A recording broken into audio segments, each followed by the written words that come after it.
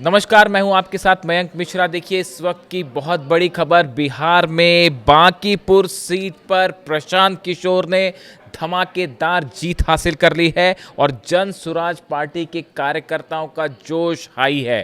देखिए जिस तरह से काउंटिंग शुरू हुई, पहले कांटे का मुकाबला देखने को मिला, लेकिन जैसे जैसे मतपेटियां खुलती रहीं और ईवीएम्स खुलती रहीं, उसके बाद प्रशांत किशोर ने एक बड़ी बढ़त बना ली और आखिरकार प्रशांत किशोर का पहला चुनाव जो उन्होंने लड़ा अपने जीवन का, उसमें जीत हासिल कर ली। देखिए बड़े बड़े तमाम नेताओं के वो एडवाइज़र रहे, चुनाव की रणनीतियां बनाते रहे, लेकिन ये पहला मौका है। विधानसभा चुनाव में भी हमने देखा बिहार में कि जन स्वराज पार्टी ने चुनाव लड़ा, लेकिन प्रशांत किशोर ने चुनाव नहीं लड़ा था और ये उनका पहला चुनाव था। और पहले चुनाव में प्रशांत किशोर ने धमाकेदार जीत दर्ज की है और बीजेपी को एक बड़ा झटका बिहार में मिलता हुआ। देखिए शुरू से इस बात को कहा जा रहा था, जो तमाम एग्जिट पोल आए थे वो प्रशांत किशोर की जीत के दावे कर रहे थे और वो आखिरकार सच साबित हुए। अब प्रशांत किशोर की जीत की बड़ी वजह क्या रही? देखिए बताया जाता है कि प्रशांत किशोर ने इस बांकीपुर सीट पर जो जन स्वराज पार्टी के कार्यकर्ता थे, उन्होंने बूथ बूथ पर मार्किंग करते हुए जो है वो चुनाव प्रचार किया।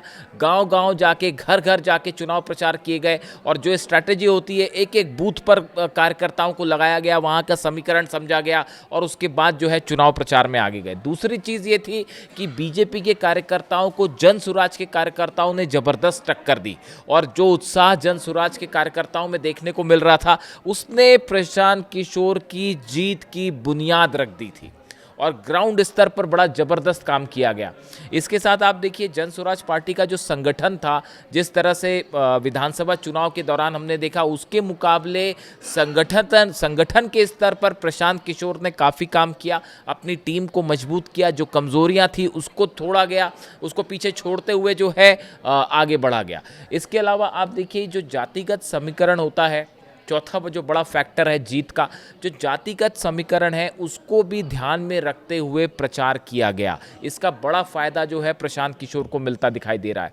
इसके अलावा देखिए एक और जो बड़ी वजह है, प्रशांत किशोर अपनी, ये बात एक बार फिर साबित हुई, तमाम नेताओं का ऐसा, जो पॉलिटिकल एक्सपर्ट्स हैं उनका ऐसा मानना था कि अगर प्रशांत किशोर खुद चुनाव लड़ते, विधानसभा चुनाव के दौरान अगर खुद लड़ते तो शायद फ़ायदा होता, लेकिन उन्होंने खुद चुनाव नहीं लड़ा और अपनी पार्टी को उन्होंने मैदान में उतारा, इसका नुकसान हुआ। लेकिन इस बार चूंकि वो खुद मैदान में थे तो उनकी छवि का सीधा डायरेक्ट फ़ायदा उनको मिला। तो ये 5 ऐसी बड़ी वजह हैं जिसके चलते प्रशांत किशोर को बड़ी जीत मिली है और ये बिहार के चुनाव में देखिए प्रशांत किशोर की जीत के बाद विधानसभा में अब वो होंगे। ये एक चुनाव में बिहार की सियासत में एक बड़े मोड़ के रूप में देखा जा रहा है।